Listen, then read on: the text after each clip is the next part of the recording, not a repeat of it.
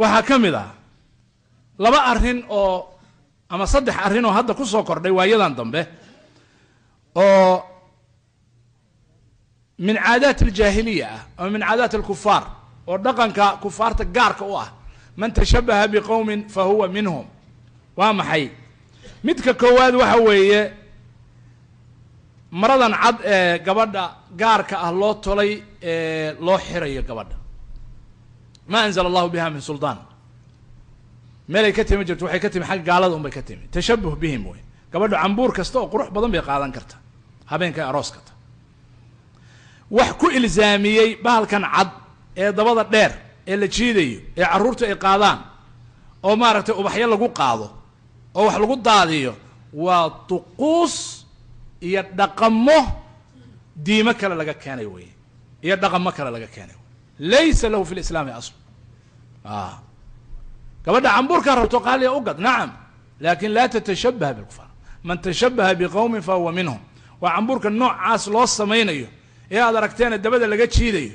ee weliba carruur yar yar baa inta loo soo labiso waxaa leeyahay ha qaadaan xagee laga keenay min ayna jaaatna tashabbuh bilkufaar waa kow waxaa ka daran gabadha qamiiskaas loo gelinayo cambuurka loo gelinayo jirkeedii wuu qaawinaya ilaa naasaheedii baa muuqanaya yacni laabteedii baa la muujinaya qoorteedii baa la muujinaya gacmaheedii baa la muujinaya jirkeedii baa la muujinaya oo waxaa la leeyahay dumar keliya xataa dumar keliya hadday arkaan uma banaana intaas xataa dumar keliya hadday yihiin cawraadkaas inay u feedo uma banaana inta gabadhaa ka banaan cid aan ninka ahayn uma banaanaba aslanba uma banaan waxaan ninkeeda ahayn iyo qolka bedroomka meelaan ahayn kuma banaanaba maxaarimta aanay u banaanayn dumarka kale aanay u banaanayn waayo dumarka kale oo muslimaadka ah iyo maxaarimtu waa isku xukun wey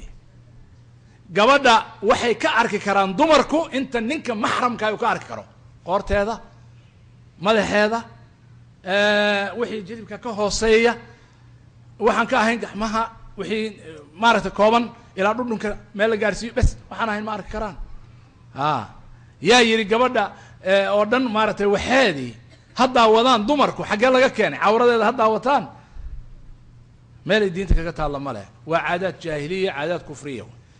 qamiiskiina saasaa loo galay marka isaga asal ahaantiisuna waa muxaram kuwan qaabka loo tolayaana waxa weeye qaab sharcigii ka fog waxaa kale oo ka daran oo isaguna ay ku samaynayaan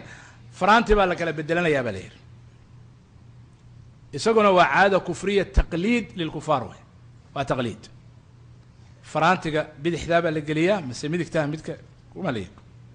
qalbigu kan bidixdaa buu ku yaalla miyaa la yidhi halkan khinsirkaa la geliya farlabaadka soom ya marka wiilka uu soo fariisan jilbuhu kusoo fariisan gabadhiyo fadhida buu wuxuu leeyahay faraantigan heblaayo ma i jeceshahay waan ku jeclahay ma waxaasaa jacayl la yidhahda kaas miya jacayla jacaylka ma saas aha dadkan hoogay oo ba-ay baa wax laga soo guurinaya ma ay oga dadkan dad hungoobay oo baaba-ay inay yihiin jacaylna aan warkiis haynba faraantigaasna waxa weeye ama wiilkaa loo geliya ama gabadha loo geliya isna waa caadaad kufriya oo isagu dembigii wuxuuba ka sii daran yahay tashabbuha lagu dayanayo gaaladu kaga sii daran yahay